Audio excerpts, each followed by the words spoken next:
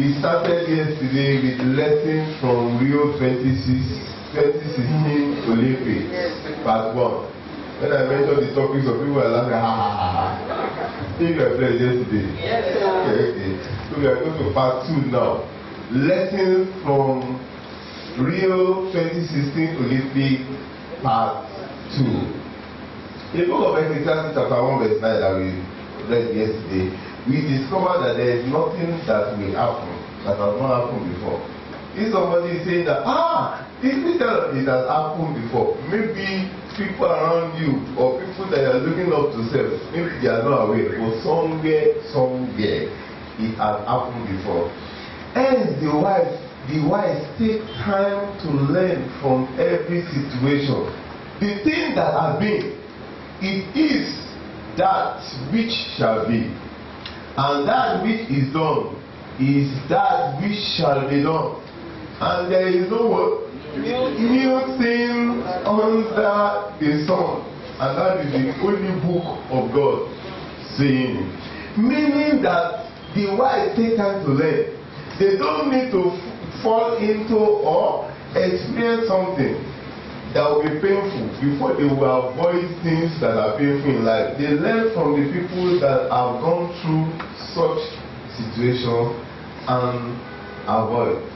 The wise learn from the wise. The wise learn from the foolish. The wise learn from the elderly, and they even learn from little children.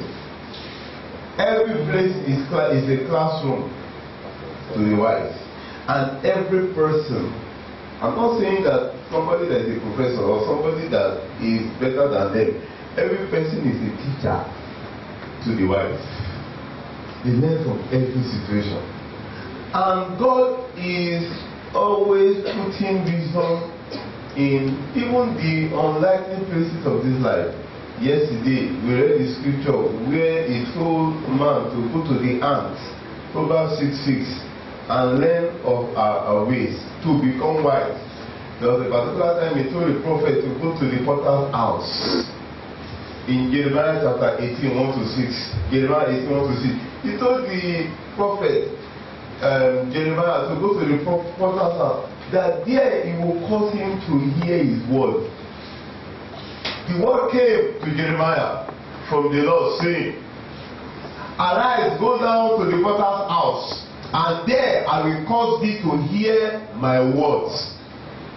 Then I went down to the potter's house, and behold, he wrought a work on the wheels, and the vessel that he made of clay was made in the hand of the potter.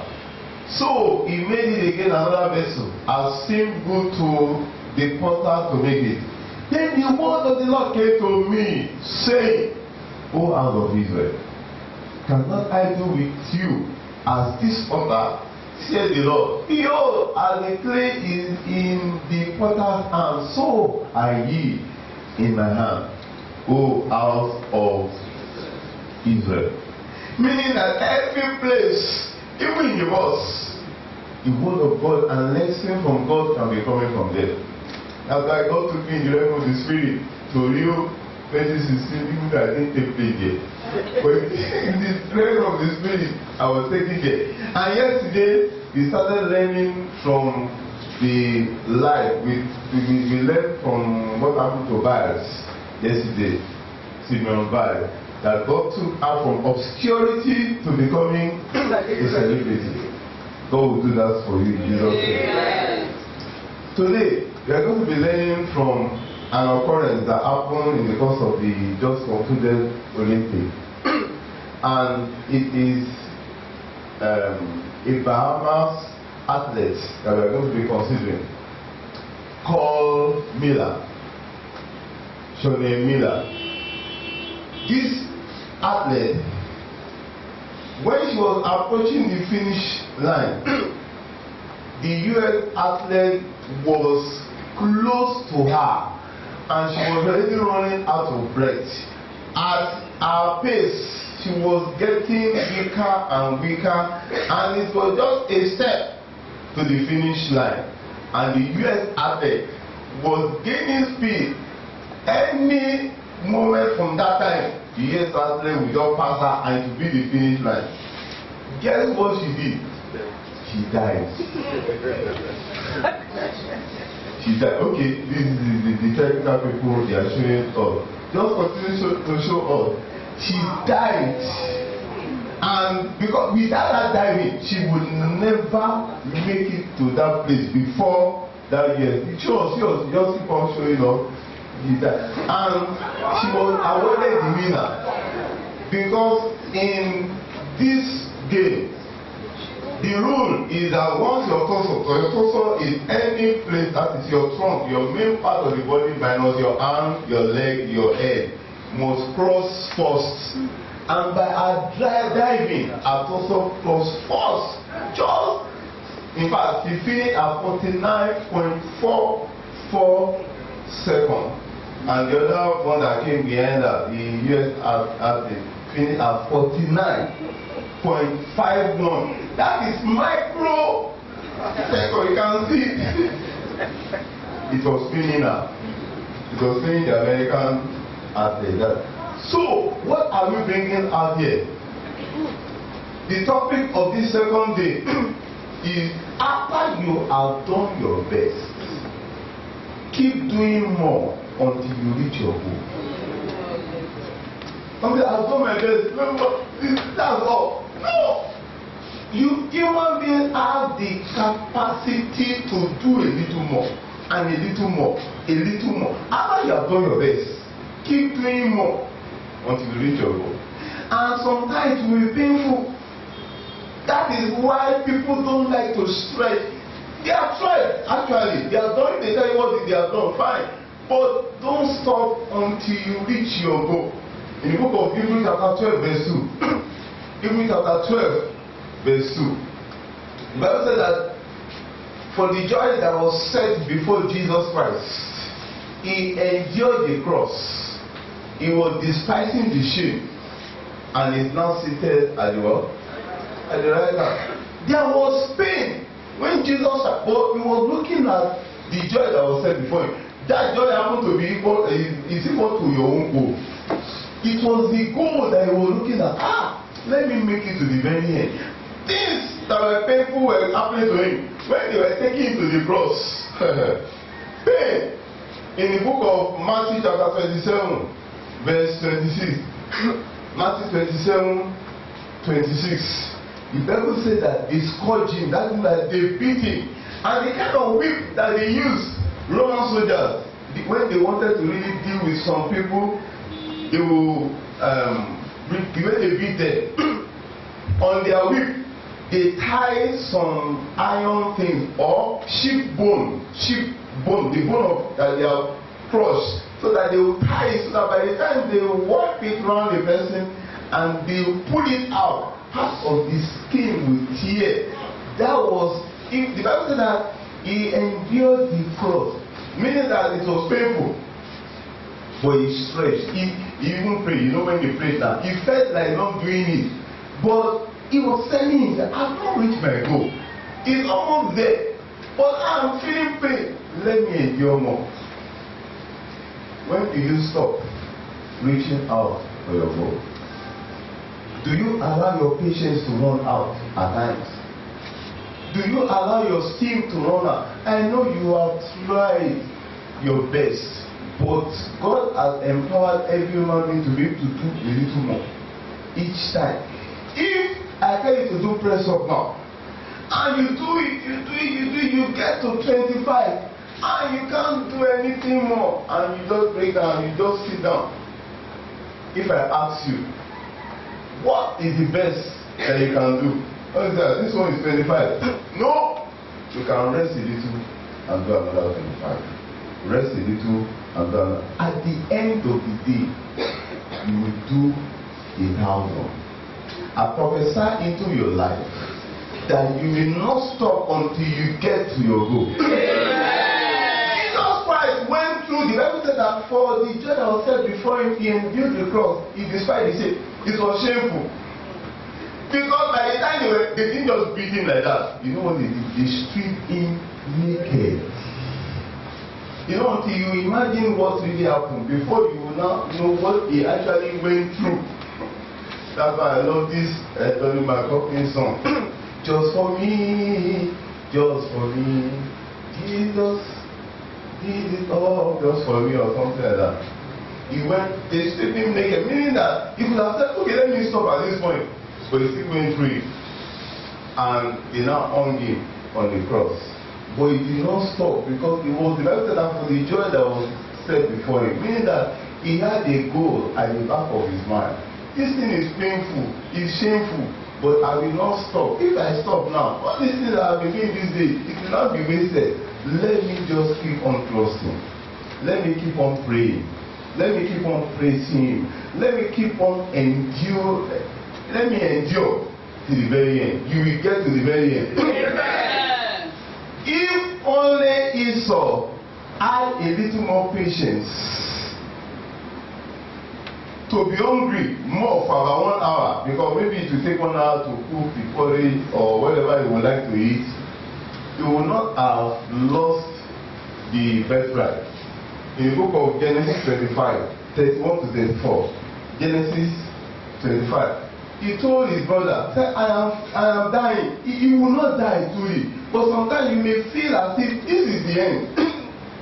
But truly, when you receive strength from God, you can still go ahead and do more. In the book of Genesis 25, 31 to 34, you see there, and Jacob said, sell me this day the birthright.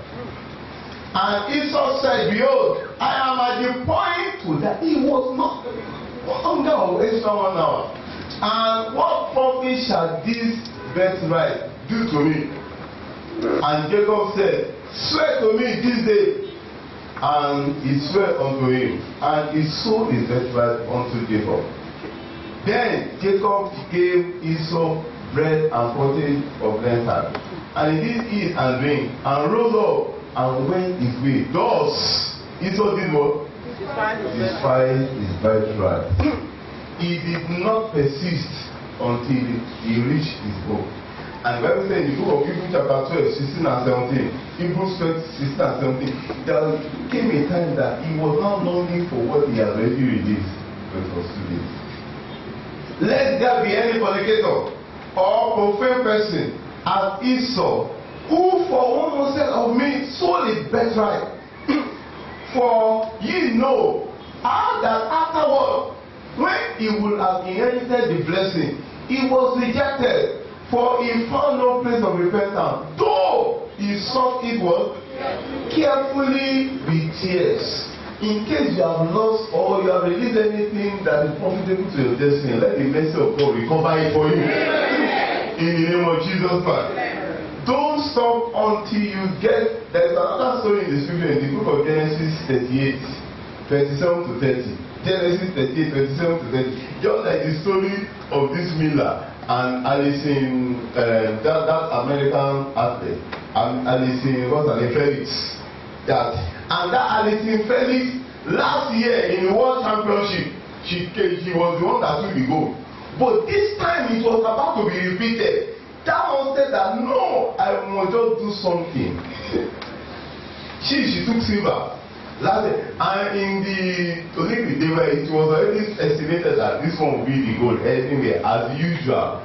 But this time around, but she just died. She did, after she had done her best, because she didn't run. But it was to the closing end of the thing, and that one it was so clear that she just last second, she just passed her. She just died. You will dive into your breakthrough. Yeah. But there was a particular story of a set of twins they were born. One was coming out, but all of a sudden, he just withdrew his hand, the other one just broke forth. You will break forth. In the name of Jesus. In Genesis 38, 27 to 30, quickly. Genesis 38, 27 to 30. And it came to pass in the time of her travail that behold, twins were in her womb.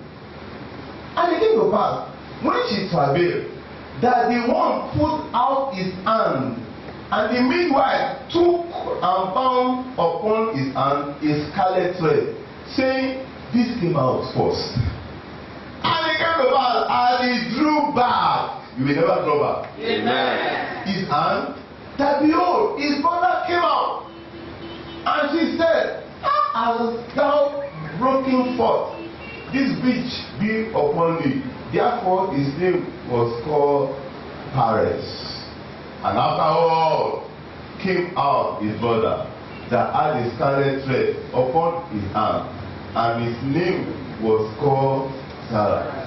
I don't know whether they have already looked at the plateau and said, this one cannot be the one that will get to that point first, that will be the head, that will be the one that will shine most in this family.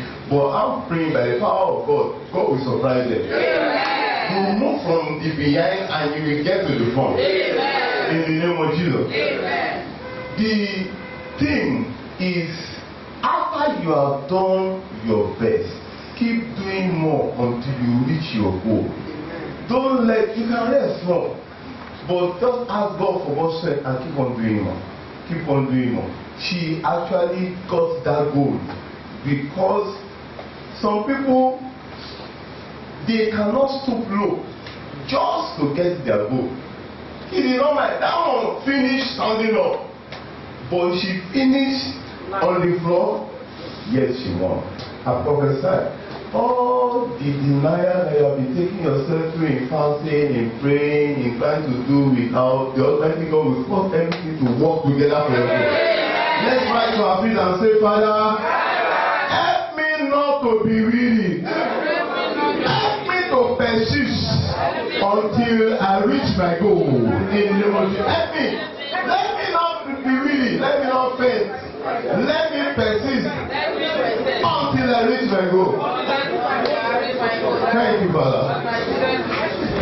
In Jesus' mighty name, we have prayed. Everlasting Father, we thank you for this blessing for this second day. We glorify in the name of Jesus. Help all of us not to be weary. Help us to persist until we reach that goal. And ultimately, of course, until we reach heaven. In Jesus' mighty name, we have prayed.